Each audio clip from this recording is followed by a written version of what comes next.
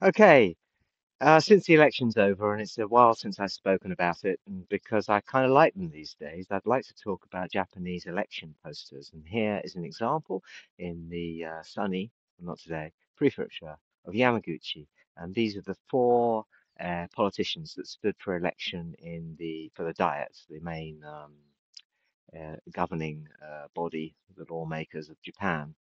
And there are four parties. The winner from the LDP, the Communist Party candidate, the People's Democratic candidate, and the Republican uh, Democratic candidate. I think that's how they translate their names. And as you can see, there's not awful lot written, and that's the first major part. I'll translate what they've got written, starting with the communist lady, and she says that she's going to make a society in which everyone can shine. And this guy says he's got a spirit of the weeds, or maybe grassroots. I don't know. Kind of that's what I got from it, but it just sort of someone who's normally plucked away and thrown out, but he's is taking his sort of plucked away and thrown outness. Spirit of the weeds, as in grass, Spirit of the weeds. With the spirit of the weeds, is going to start up Japan from Yamaguchi. And he ended up being pretty powerful, maybe, or his parties ended up being pretty powerful, as I'll get onto it in a bit. And this lady's the more Republican, and I think they don't want to change the. Oh, sorry, no, not Republican. That's the Constitutional Democratic Party, which may, I think, but since they're mentioning the Constitution, not want the LDP to change the Constitution to allow for an army. I'm not sure about that, just because they've got the word Constitution, and the issue of Constitution is big in Japan because they've got a Constitution that was sort of in part forced upon them by the Americans, but they still love it because it's a peace constitution and it prevents them from going to war with other countries, and they're scared that their politicians might want to make money by going to war, so they're not really sure about, do we want to have an army or don't we want to have an army? We don't want to go to war, but we want to be able to protect ourselves and that kind of thing. But maybe was her word the Constitution there. But anyway, the only thing she's saying, apart from the fact that her party's name's got the word Constitution in there or Constitutional, Ricken, is that she'll give you the power to support your life or the power to support your life, support your lifestyle. Okay, so basically they've got no policy whatsoever, other than in their names maybe. This guy, the only thing he's got, basically this is a sort of a business card, and the only thing he's got, I'm laughing, but I really like it now. The only thing he's got is that he used to work for the Japanese Foreign Office, and so he's basically just given his previous appointments, his name, and his face smiling. We've got two teethy smiles. I've got really bad teeth, so I'd be like one of these two here. And basically three faces. The communist lady's looking kind of, I don't know, sympathetic. She takes care of the poor.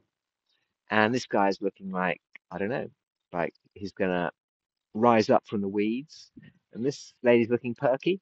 And this guy, I don't know, maybe he's sort of trying to look like I'm a, he's got sort of that Foreign Office, well mannered. But anyway, he won because Yamaguchi is a very conservative place. And Abe used to come from near here, the prime minister that was assassinated. But it's a sort of a hotbed of Japanese traditionalism, perhaps.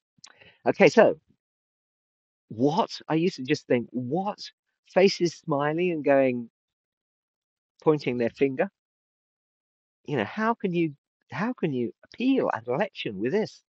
And then they have these sound trucks where they just go around saying their names, like Mr. Cormora would say, Mr. Cormora, Cormora, Cormora, thank you, Cormora, thank you, or Cormora, please.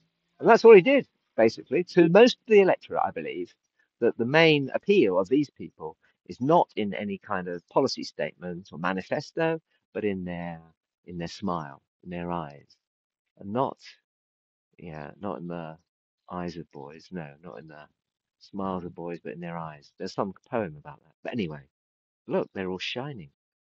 Who's shining the most? Cormor's got the biggest shine. Maybe that's why he won. Anyway, so what I think about it now, though, is that especially from the point of view of cultural psychology, that there's different ways of appealing to an electorate and also separating oneself from others. And generally speaking, in the West, we think it's appropriate to devise categories by which we separate ourselves from the other party. For instance, Kamala Harris and Donald Trump. And they're all calling each other names and saying we're like this and we're like that. But then they end up stealing each other's policies. And so it's very difficult to, other than the fact that they're despising each other, it's very difficult to actually say what their differences are, but at least they're trying to express them linguistically.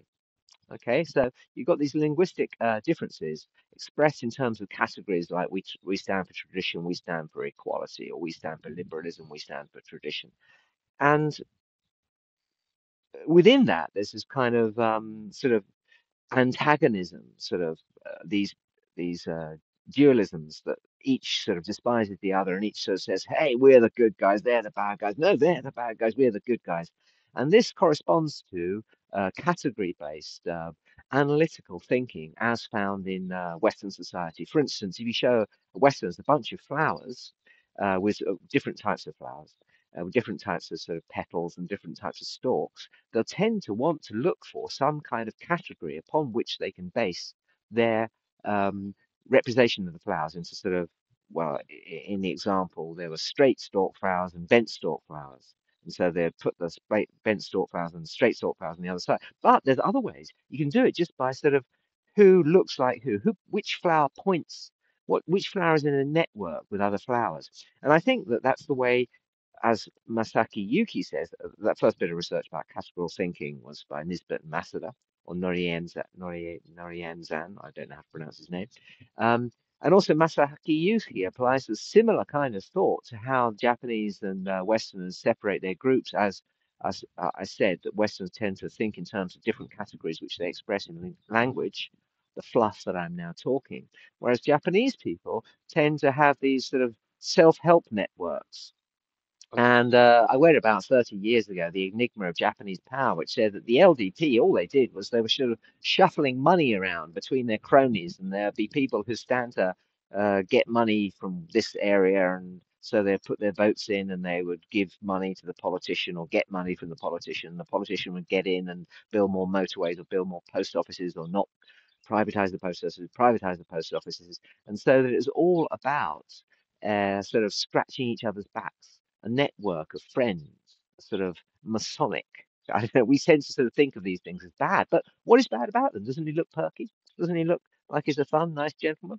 Well, I think that a lot of Japanese society, unfortunately, or fortunately, I don't want to encourage anyone to break the law, but the Japanese are getting more and more strict about cronyism and money changing hands, and sort of politics is meant to be without money. But in the past, according to this book, Enigma of Japanese Power by Carl Van Wolferen, he said that in the past people thought that it was a good idea to have a certain amount of um, money because if the water's too pure, the fish can't swim.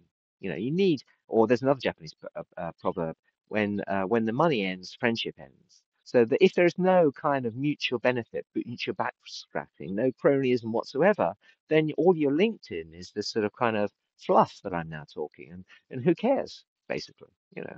What of these categories? They're just sort of ways of putting other people down and boosting up your own self-esteem. So well, you know, the cronies there, they got in. Well, I don't know, they're not cronies anymore. They've got a very strict leader now that says, no, we're not going to do that anymore. But, and this is why this guy's smiling, or maybe not, but they didn't get enough seats because all this sort of money that they've been shuffling around between their friends and they're having party tickets, which they'd sell for a lot of money and sort of, yeah, shuffle it into sort of slush funds.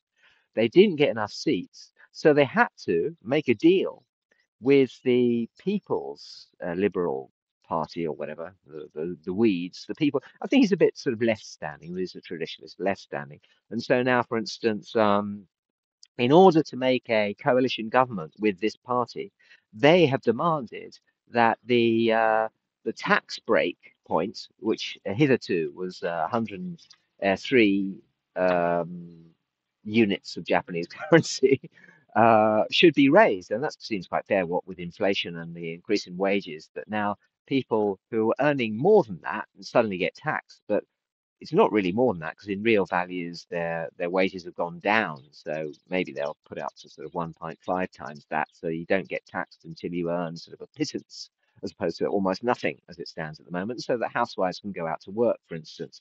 Often it's housewives that sort of take advantage of this low income tax break. So yeah, and the sound trucks now, I used to think it was horrible. I used to shout, "Shut up!" I'd follow the sound trucks in my bike saying, "Stop making this noise. You're saying nothing." But now I think, the sort of the people that are prepared to put in the energy to go to the most places and say in the loudest voice, yes, please, and thank you, and I'll do it. I'm most energetic, and therefore the person that will make the most friends and shuffle the most money around and make the best compromises and make the best Japanese country that I'm now experiencing and have had the joy to live in for most of my life. So I don't dislike them anymore, and I like their photos. I don't know, Miss Communism. She needs to have maybe dental work. I'm not sure. Come on, perk up a bit, communist. They've got a good newspaper though. The newspaper is the red flag. Sort of, it explodes various things to do with the money shuffling around in the LDP. So I like her newspaper. Anyway, there we have it. More Japanese election posters. And the elections ended, so I didn't feel it's too bad to sort of show them now because, as I say, he won last weekend. Enough.